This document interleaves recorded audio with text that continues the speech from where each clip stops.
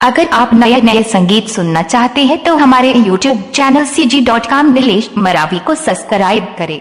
कोई भी गाना को मिक्स करना है तो संपर्क करें 93 436 199।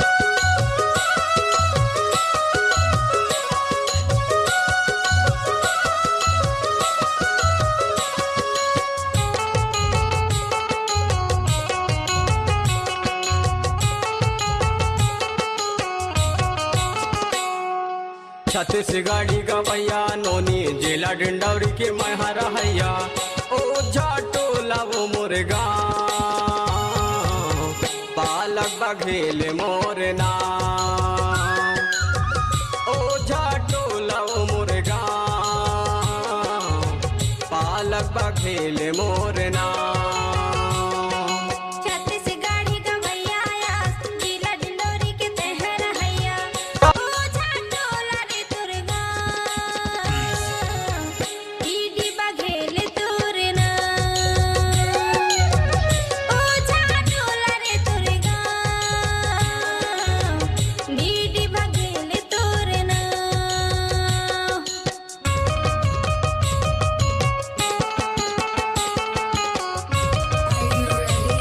अगर आप नए नए संगीत सुनना चाहते हैं तो हमारे YouTube channel cg.com Nilesh Maravi को सब्सक्राइब करें।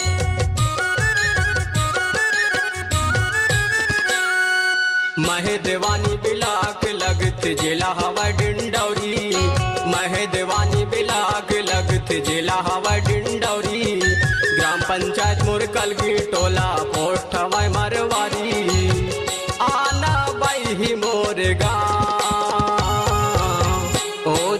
टोला वो मुर्गा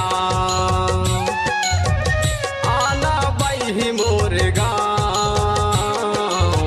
पालक बघेल मोरना। कोई भी गाना को मिक्स करना है तो संपर्क करें 93 436 199।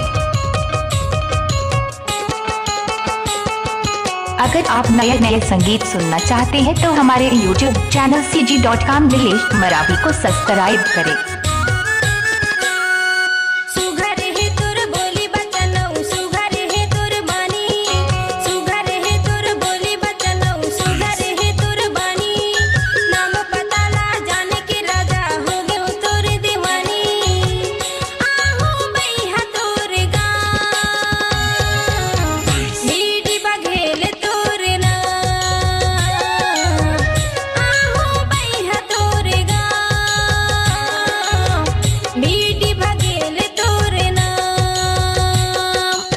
कोई भी गाना को मिक्स करना है तो संपर्क करें 93 436 199।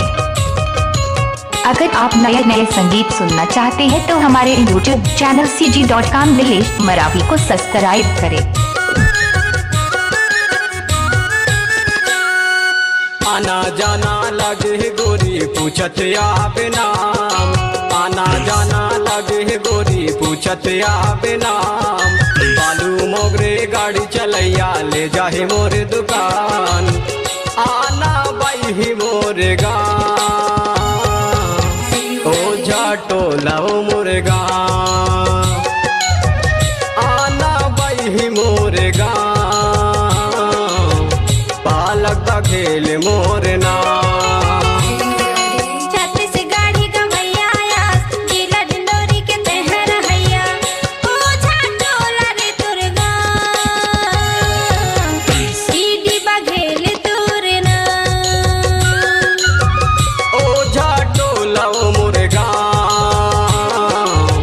पालक बघेल मोरना